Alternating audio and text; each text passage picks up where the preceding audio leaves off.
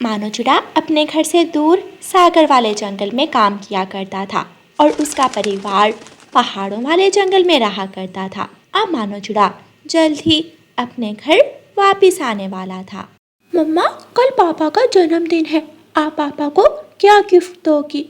मैंने बहुत ही अच्छा गिफ्ट देने का सोचा है कुकू बेटा, इसलिए मैं बहुत दिनों से पैसे जमा कर रही थी। मम्मा बताए ना, आपने क्या गिफ्ट सोचा है? देखो मेरे बेटे, मेरे पास कितने सारे पैसे जमा है। मैं इन पैसों से मानू जी के लिए मोबाइल फ़ोन लूँगी और उन्हें गिफ्ट में मोबाइल दूँगी। हाँ मम्मा, पापा दूसरे जंगल में काम करते हैं, अगर उनके पास मोबाइल होगा तो हम हर रोज़ पापा से बात कर सकेंगे। हाँ मेरे बेटे, मेरे पास तो ये छोटा सा मोबाइल है और आपके पापा के पास तो छोटा सा मोबाइल भी नहीं है, इसलिए मैं आपके पापा को बड़ा सा मोबाइल दूंगी।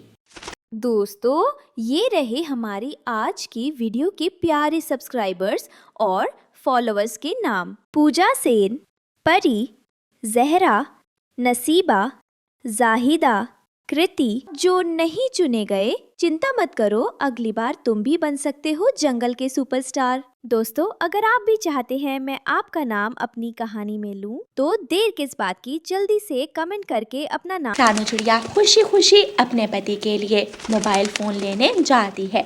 वो अपने जंगल की एक बड़ी सी मोबाइल शॉप पर जाती है और वहाँ से एक अच्छा सा मोबाइल पसंद कर लेती है। मानो जी इतना बड़ा मोबाइल देखेंगे तो बहुत खुश हो जाएंगे, बस जल्दी से कल हो जाए और मानो जी आ जाएं और मैं उन्हें उनके जन्मदिन पर मोबाइल फ़ोन देकर खुश कर दूंगी। रानू चिड़िया के पास उसका बैग था, लेकिन उसे नहीं पता था कि उसका बैग नीचे से फटा हुआ है। रानू चिड़िया मोबाइल फ़ोन बैग के अंदर रखती है। रानू चिड़िया अपने घर जा रही थी, उसे पता ही नहीं चलता कि उसके बैग से मोबाइल फ़ोन नीचे गिर जाता है। भूख से मेरे पेट में चूहे दौड़ रहे हैं, आज जंगल में दाना भी नहीं मिल रहा, क्या करूं? बुलबुल भोजन की वजह से परेशान थी। वो जंगल में इधर उधर भोजन की तलाश कर रही थी। तभी उसे रानू चिड़िया का गिरा हुआ मोबाइल फ़ोन नज़र आता है। अरे, ये कितना अच्छा मोबाइल है और कितना बड़ा मोबाइल है, बहुत महंगा लगता है, इसे बेचकर तो मेरे सारे सपने पूरे हो जाएंगे। थोड़ी दूर बुलबुल को तोता आता हुआ दिखाई देता है।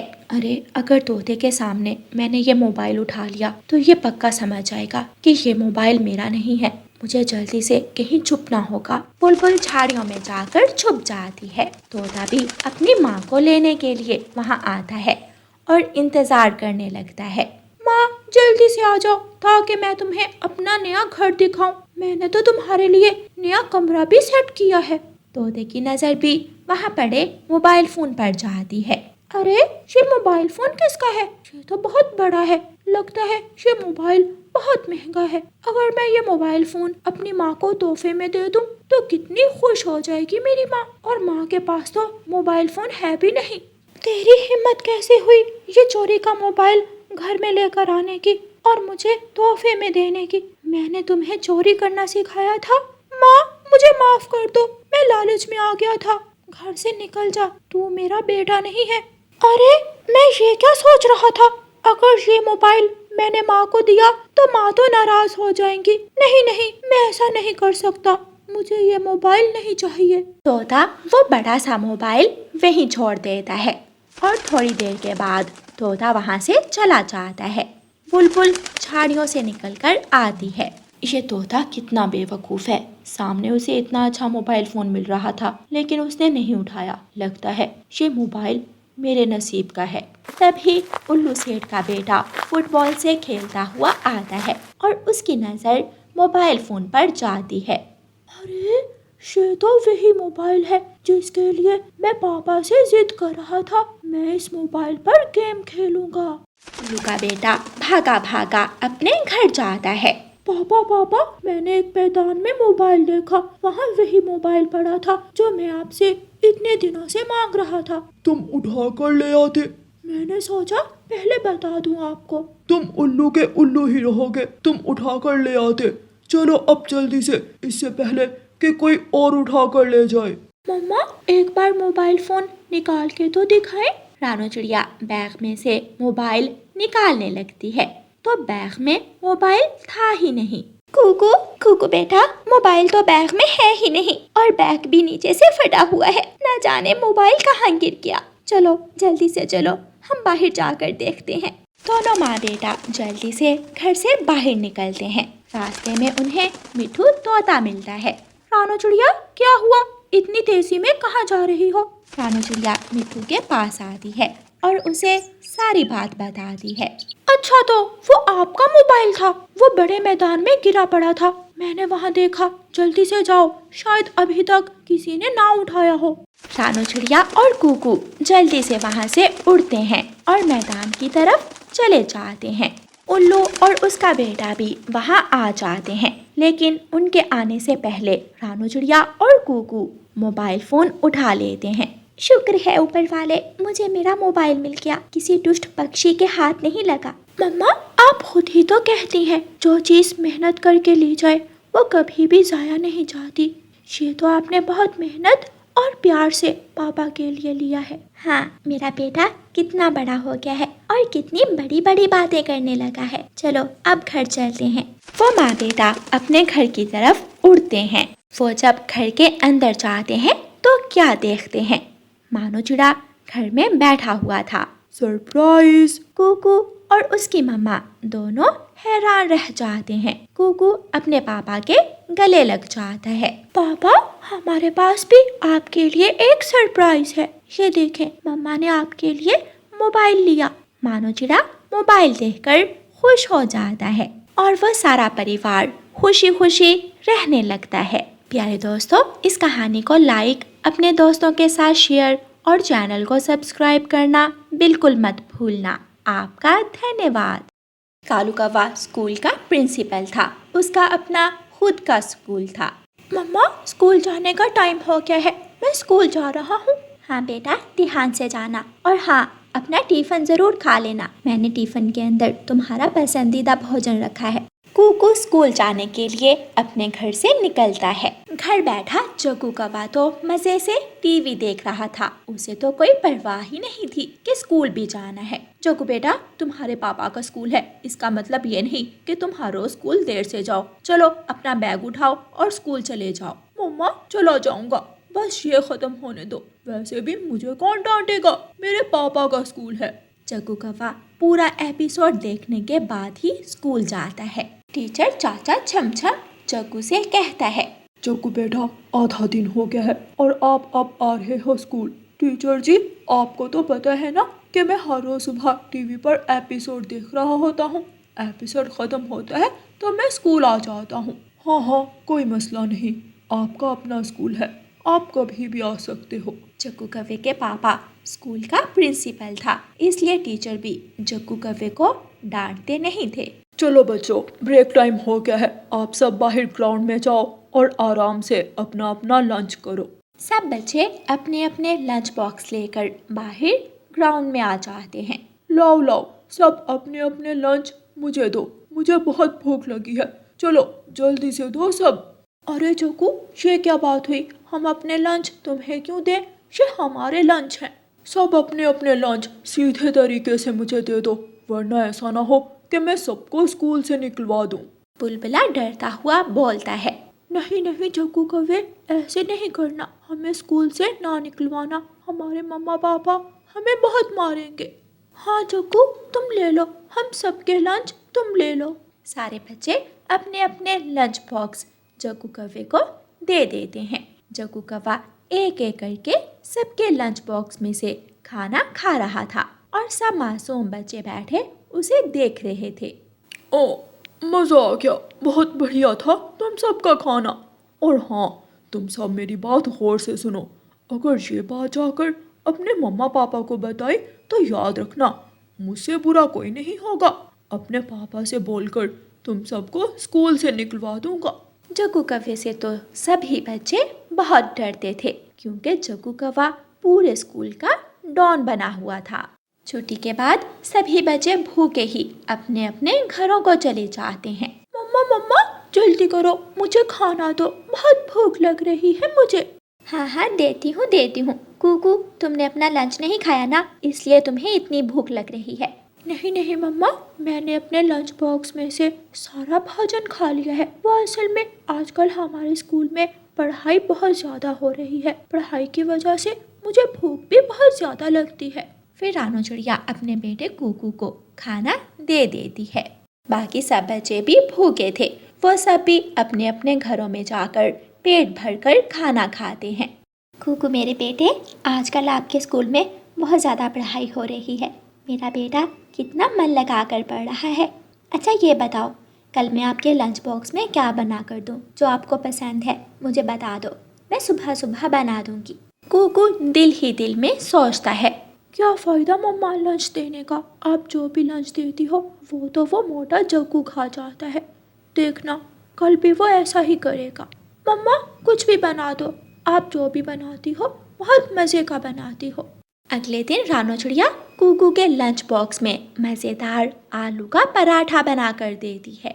सब बच्चे स्कूल चले जाते हैं। अरे ये कुकू सबसे आगे कैसे बैठ गया? सबसे आगे तो मेरी जगह है, इसको तो मैं अभी बताता हूँ। टीचर छमछम, आप देख नहीं रहे, ये कुकू सबसे आगे मेरी जगह पर बैठ गया है।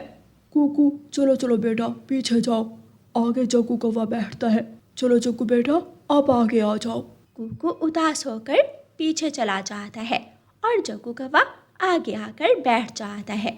बच्चों, कल मैंने आप सबको होमवर्क दिया था, सब अपनी अपनी नोटबुक लाकर मुझे दिखाओ। सब बच्चों की नोटबुक्स पर होमवर्क पूरा था, लेकिन जग्गू कौवे की नोटबुक खाली थी। उसने तो होमवर्क किया ही नहीं था। जग्गू बेटा आपने होमवर्क क्यों नहीं किया? आपकी तो सारी नोटबुक खाली है। टीचर छमछम, मेरा दिल नहीं कर रहा था होमवर्क करने का और फिर मैं बाहर चला गया था खेलने के लिए, इसलिए मैंने अपना होमवर्क नहीं किया। चलो कोई बात नहीं बेटा, मैं फिर से होमवर्क दूंगा। अगर आपका दिल किया तो कर लेना। ठीक है टीचर, अगर दिल किया तो कर लूँगा। जग्गू कौवे ने होमवर्क नहीं किया था, फिर भी जग्गू कौवे को डांट नहीं पड़ी थी, क्योंकि टीचर छमछम भी जग्गू कौवे से बहुत डरता था कि कहीं उसकी नौकरी ना चली जाए। ब्रेक टाइम सब बच्चे अपने अपने लंच बॉक्स लेकर ग्राउंड में आ जाते हैं और आज भी जग्गू कौवा सब बच्चों से उनके लंच बॉक्स ले लेता है। बच्चे जग्गू को अपना लंच खाते हुए देख रहे थे। ये जग्गू कौवा भी ना अपना लंच लेकर नहीं आता और हमारे लंच बॉक्स ले लेता है। हाँ, हर रोज़ ये जग्गू कौवा मेरी मम्मा का बनाया हुआ मज़ेदार खाना खा लेता है। आज फिर सभी बच्चे भूखे पेट ही अपने अपने घरों को चले जाते हैं। कुकू बेटा, आज मैंने तुम्हारा मनपसंद लंच बनाया था, तुम्हें कैसा लगा? हाँ मम्मा, दाल तो बहुत मज़े की थी, खाकर मज़ा आ गया। दाल? कौन सी दाल? मैंने तो कोई दाल नहीं दी थी, बल्कि मैंने तो आलू का पराठा रखा था तुम्हारे लंच बॉक्स में। कुकू बेटा, मुझे सच सच बताओ, तुमने आलू का पराठा खाया था? कुकू तो फूट फूट कर रोने लग जाता है। कुकू मेरे बेटे, बताओ क्या बात है, तुम्हारी किसी से लड़ाई हुई है? फिर कुकू रोते रोते अपनी मम्मा को सारी बात सच सच बता देता है। ऐसे कैसे? वो जग्गू सबके लंच ले लेता है, उसके पापा का स्कूल है, तो इसका ये मतलब नहीं कि जग्गू कौवा कुछ भी करे। कुकू मेरे बेटे, तुम परेशान मत हो, कल मैं तुम्हारे साथ चलूंगी, देखती हूँ कि जग्गू कौवा क्या करता है। फिर दूसरे दिन रानू चिड़िया कुकू के साथ स्कूल जाती है। कुकू अपनी क्लासरूम में चला गया था और रानू चिड़िया प्रिंसिपल ऑफिस में कालू कौवे के पास जाती है। प्रिंसिपल सर, आपके बेटे ने तो हमारे बच्चों को परेशान कर दिया है, हर रोज़ हमारे बच्चों के लंच छीन कर खा लेता है, और पता है वो क्या कहता है कि अगर बच्चों ने ये बात किसी और को बताई तो जग्गू उन सब बच्चों को स्कूल से निकलवा देगा। नहीं चिड़िया, मेरा बेटा ऐसा नहीं है, वो ऐसा नहीं कर सकता। ठीक है, फिर आज आप ब्रेक टाइम खुद देख लेना कि आपका बेटा क्या कर रहा है। थोड़ी देर बाद ब्रेक टाइम हो जाता है और सब बच्चे अपने अपने लंच बॉक्स लेकर ग्राउंड में आ जाते हैं। रानू चिड़िया और कालू कौवा छुप छुप कर सब देख रहे थे। क्या क्या लेकर आए हो तुम सब लंच बॉक्स में? मुझे तो बहुत भूख लगी हुई है, चलो जल्दी से अपने लंच बॉक्स मुझे दे दो। जग्गू, हमें तो नहीं पता, तुम लंच बॉक्स खोलकर खुद देख लो। फिर जग्गू कौवा सब बच्चों के लंच बॉक्स खोलकर मज़े से खाना खाने लगता है। मेरा बेटा ऐसा भी कर सकता है, मैंने कभी नहीं सोचा था। इसकी तो आज खैर नहीं। कालू कौवा और रानो चिड़िया सब बच्चों के पास चले जाते हैं। जग्गू, मुझे तुमसे ये उम्मीद नहीं थी कि तुम ऐसा करोगे। मेरे नाम से डराकर तुम बच्चों के लंच खा रहे हो। तभी वहाँ टीचर छम छम भी आ जाता है। बताओ जग्गू, तुमने ऐसा क्यों किया? क्या मैं तुम्हें यही सिखाता हूँ? देखा आपने प्रिंसिपल सर, हमारे बच्चे तो बहुत ही मासूम हैं, इसलिए जग्गू कौवे से डर गए। टीचर छमछम, जग्गू इतना कुछ कर रहा है और आपने मुझे कुछ नहीं बताया। प्रिंसिपल सर, मुझे डर लगता था कि कहीं आप मुझे नौकरी से ना निकाल दो। जग्गू तो एक नंबर का शैतान है, पूरे स्कूल का डॉन है। हर रोज स्कूल देर से आता है, सब बच्चों पर अपने हुक्म चलाता है और ऊपर से होमवर्क भी नहीं करता। वो तो मैं इसे इसलिए नहीं डांटता था कि आप मुझे नौकरी से ना निकाल दें। जग्गू, मैं तुम्हें क्या समझता था और तुम क्या निकले? बहुत बड़े डॉन हो ना। आज मैं तुम्हें बताता हूँ कि डॉन किसे कहते हैं। कालू कौवा जग्गू को पेड़ के साथ उल्टा लटका देता है। जब तक छुट्टी नहीं होती तुम ऐसे ही पेड़ से लटके रहोगे। आज जग्गू कौवे को बहुत अच्छी सजा मिली थी और वो अपने दोस्तों से बहुत शर्मिंदा हो रहा था। प्यारे दोस्तों, इस कहानी को लाइक, अपने दोस्तों के साथ शेयर और चैनल को सब्सक्राइब करना बिल्कुल मत भूलना। आपका धन्यवाद।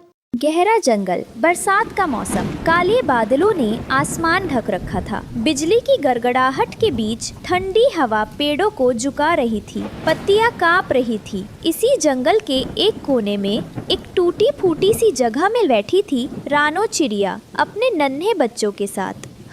बस थोड़ी देर और सह लो मेरे लाल, ये बारिश थमेगी। माँ ने बहुत कोशिश की पर हर बार तूफान सब कुछ उड़ा ले गया। माँ, बहुत ठंड है, पेट भी खाली है। क्या हम कभी किसी अच्छे घर में रह पाएंगे?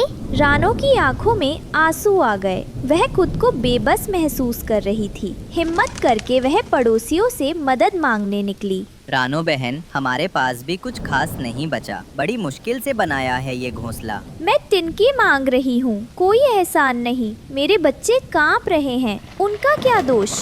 सच कहूँ तो तू हमेशा आखिरी वक्त पर आती है। क्यों नहीं पहले से सोचा? हम सब ने मेहनत की है, तू भी कर। रानो कुछ कहे बिना मुड़ गई। उसकी आंखें भीग गई थीं, शायद बारिश से, शायद अपमान से। तोते का घर रंग बिरंगे फूलों और तिनकों से सजा हुआ था। चारों तरफ हंसी खुशी का माहौल था। तोता भाई, बस कुछ तिनके बच्चों को ठंडी मार रही है। रानो, तू फिर आई। मेहनत करके घर बनाना सबको आता है, तू क्यों हर बार दूसरों पर निर्भर रहती है? मैंने भी मेहनत की पर हर बार तबाही आई। इस बार सिर्फ बच्चों के लिए आई हूँ।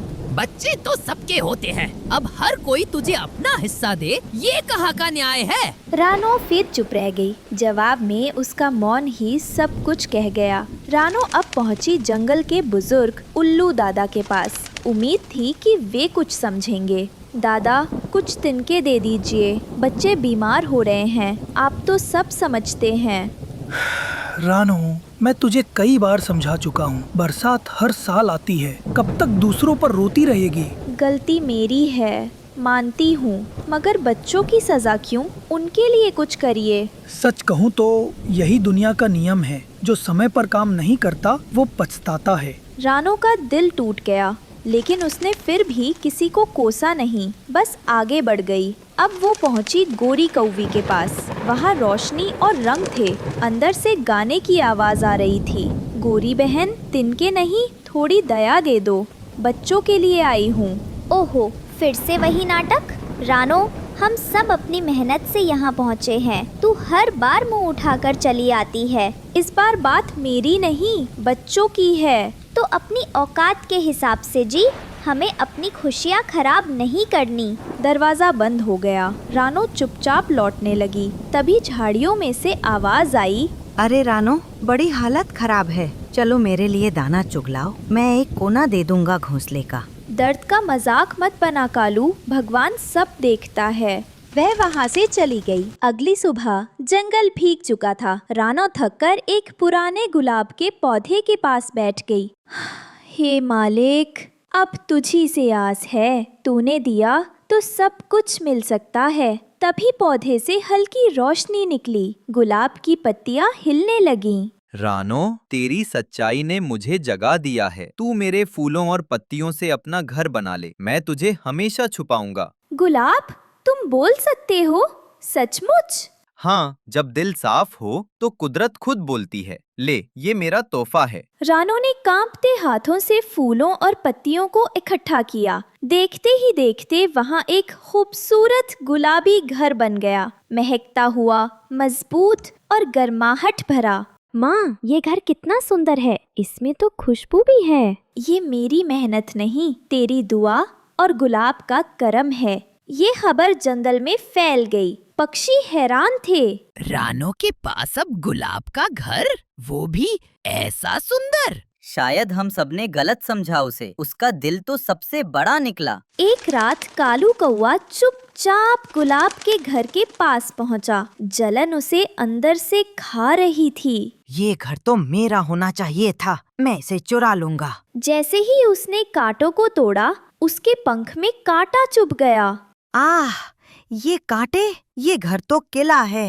हे ईश्वर, इसे भी रास्ता दिखा। अगली सुबह पक्षी रानो के पास आए। रानो बहन, हमने तुझे समझा नहीं, हमें माफ कर दो। जब कोई टूटा होता है तभी अपनों की पहचान होती है। हाँ, मैं सब भूल चुकी हूँ। क्या हम भी इस गुलाब के घर में रह सकते हैं? इस घर की दीवारें प्यार से बनी हैं, सबके लिए खुली हैं। सभी पक्षी मिलकर उस घर का हिस्सा बन गए, प्यार, सहयोग और दया के साथ। कालू कौवा अकेला रह गया। उसकी चालाकी उसे किसी लायक नहीं छोड़ पाई। काश मैं भी नेक होता। याद रखना बेटा, सच्चाई, सब्र और दुआओं की ताकत किसी भी तूफान से बड़ी होती है। भगवान देर करता है लेकिन अंधेर नहीं। बहुत समय पहले की बात है। एक खूबसूरत हरियाली से भरा जंगल था। उसी जंगल में रहती थी एक छोटी सी रानो चिड़िया। रानो चिड़िया एक पुराने टूटी फूटी घोंसले में रहते रहते थक गई थी। सुबह से शाम तक की भूख और बर्फीली रातें सब कुछ उसे तंग कर चुका था। ओह, ये घोंसला कब तक झटपट टूटेगा? पत्तों से कब तक छपड़ी ही मेरा आशियाना बनेगी? मैं चाहती हूँ कोई मजबूत घर हो जो बारिश, ठंड, धूप में सुरक्षित रहे। एक दिन अचानक बहुत जोर की हवा चली, बादल छा गए, बारिश बरस पड़ी। रानो कांप रही थी, चारों ओर पानी भर गया, घोंसला बह गया। अल्लाह दया कर, ये तूफान जल्दी ठहर जाए। मैं कहीं सूखा और सुरक्षित आश्रय चाहती हूँ। तभी उसे दूर से एक बूढ़े यानी उल्लू की आवाज सुनाई दी। तू क्या कर रही है रे छोटी चिड़िया इस बुरी आंधी में? मुझे कोई सुरक्षित घर नहीं है उल्लू जी। मेरा घोंसला बह गया, कहीं ठिकाना ही नहीं है। आंधी खत्म हो जाएगी लेकिन तू नहीं रोकेगी किस्मत की डोर। चल, मैं जानता हूँ जंगल में एक जगह है जो अक्सर लोगों ने नहीं देखी। वहाँ की मिट्टी अद्भुत है, जादुई है, मिट्टी का घर बनाने को पर्याप्त। यदि तू वहाँ पहुँच सके तो तेरा जीवन बदल जाएगा। जरूर उल्लू जी, मैं जा सकती हूँ, लेकिन रास्ता कैसे है? वो जादुई मिट्टी कहाँ मिलेगी? अगले दिन अंधेरी सी सवेरे रानो उड़ने लगी। जंगल के गहरे हिस्से में पहुंची, जहाँ पेड़ों की शाखाएं इतनी झुकती थीं कि पत्तों के बीच से धुंध छितरी हुई थी। रानो ने अपने पंख फैलाए और हवा काटते हुए चली गई। रास्ते में उसे मिला एक बोहरा के पेड़ के नीचे बैठा एक बड़ा कछुआ। नमस्ते अंकल, क्या आप जानते हैं जादुई मिट्टी का कोई स्थान जहाँ से मैं सुरक्षित घर बना सकूं? अरे हाँ बेटिया, चिड़ियों ने सुना है ऐसी कहानियाँ। कहते हैं जंगल के पश्चिम दिशा में एक गुफा है जिसमें जिंदगी की मिट्टी दबाई हुई है। वो मिट्टी जहाँ से बना घर मौसम के हर थपेड़े सह सकता है, लेकिन रास्ता सरल नहीं है। घने कांटेदार झाड़ियों, तीरधार पत्थरों से भरा इलाका है। मैं कठिनाइयों से डरती नहीं हूँ मितेश अंकल, कृपया मुझे बताएं कि कैसे जाऊं वहां तक। पहले इस पहाड़ी की तलहटी से उतरना होगा जहाँ पानी की धारा है। फिर उत्तर की ओर एक झरने से गुजरोगी। झरने के ठीक ऊपर एक पत्थर है बड़े चिन्ह वाला। उसके पास मिट्टी उतनी ही नरम है आपके हाथ में चमचमाती लगेगी, लेकिन सावधान रहना, 2 काले सांप वहां रहते हैं। मैं सावधान रहूंगी। सांप से डर नहीं लगता, पर जरूरी है कि मुझे वहां जाऊं। आप कृपया मेरी मार्गदर्शिका करें कछुआ अंकल। ठीक है, मैं 2-3 पहियों तक साथ चलूंगा, लेकिन उसके बाद तुम्हें अकेले ही जाना होगा। यहाँ कुछ रस्सियां ले आओ, रास्ता फिसलन भरा है। रानो ने नदी पार की, झरने से ऊपर चढ़ी। रास्ता पथरीला और कांटों भरा था। होठ फड़कती थी, पंख थक रहे थे। एक पंख टूट जाए तो क्या होगा? लेकिन मैं थमूंगी नहीं। जादुई मिट्टी पाने से मेरा घर मजबूत बनेगा। उसने देखा एक सांप छुपा हुआ है पत्थर के नीचे। सांप ने अचानक सिर निकाला और जहरीली हंसी दी। तू यहाँ क्या कर रही है छोटी चिड़िया? क्या तू सोचती है कि ये घर तुझ जैसे कीमती चीज है? मुझसे मत छेड़।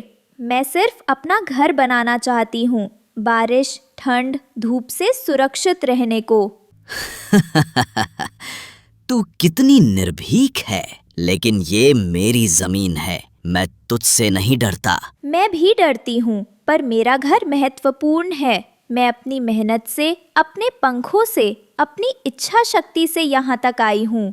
ये चिड़िया साहसी है, मैं उसको तोड़ नहीं सकता। और सांप वापस रेंग गया गहरी झाड़ियों में।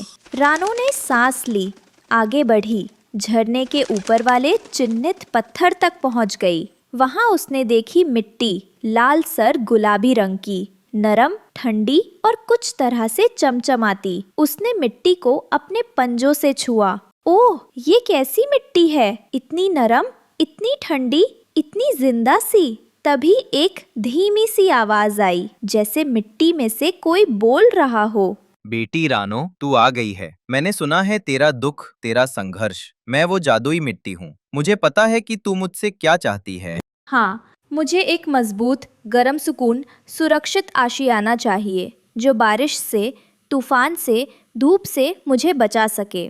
मैं इसमें सक्षम हूँ, लेकिन एक शर्त है। तुझे अपनी पूरी मेहनत, धर्म, धैर्य और प्रेम से काम करना होगा। जो मिट्टी देने वाली हूँ वो सिर्फ शाब्दिक नहीं है, उसमें तेरी आत्मा लगेगी। तू जब मेरा घर बनाएगी, हर कार्य को दिल से करना होगा। मैं तैयार हूँ। मैं अपने पंखों से, अपने पैर, अपने मन से सब कुछ करूँगी। मुझे ये अवसर दो। रानो ने मिट्टी उठाई, पानी से मिलाई, छोटी छोटी ईंटों सी अस्थायी ब्लॉकों की तरह ढाली। उसने पत्थरों से आधार बनाया, घास से छत की सजावट की और छोटे छोटे छेद खिड़कियों के लिए बनाए, ताकि हवा आए पर कि ठंड या बरसात अंदर ना फैले। इधर थोड़ी मिट्टी, उधर थोड़ा पानी। ध्यान से दबाऊं, यहाँ कोने को सुचारू करो, पत्तों से छत को ढके, छेदों को अच्छी तरह बंद करे। रात हो गई, चांदनी आई। रानो ने देखा कि उसका घर पूरा बंद जाएगा, लेकिन एक रात अचानक जोर की ठंडी हवा चली। बारिश की बूंदें बेमियाद टपकने लगी। क्यों?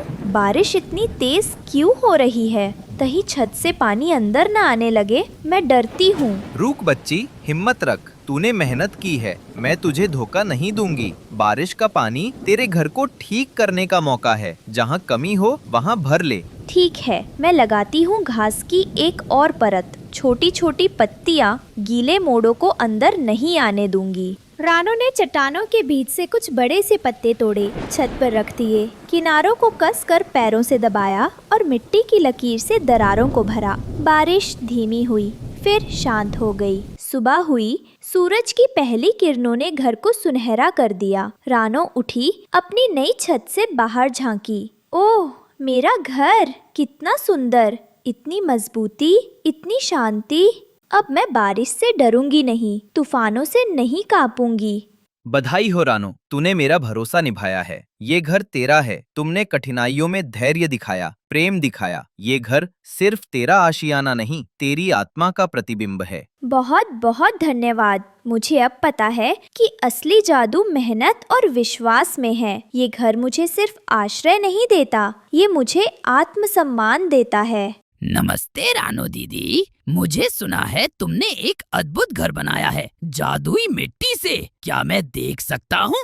बिल्कुल, अंदर आओ। ये दीवारें ठंडी हैं लेकिन गर्माहट देती हैं। ये खिड़कियाँ खुली खुली हवा आने देती हैं। ये छत मजबूत है, धूप और बारिश दोनों से बचाती है। समय बीतता गया। रानो का घर जंगल में एक मिसाल बन गया। सभी पक्षियों को पता था कि एक छोटी चिड़िया ने अपने संघर्ष, डर और उम्मीद से कैसे एक मजबूत आशियाना बना लिया। जिंदगी में सबसे बड़ी ताकत है विश्वास, मेहनत और प्यार। यदि ये साथ हों तो कोई तूफान भी तन्हा नहीं आ सकता। और इस तरह रानो चिड़िया, जो कभी टूटा फूटा घोंसला लिए कांपती थी, आज अपने अपने पंखों पर खड़ी है। जादुई मिट्टी का घर सिर्फ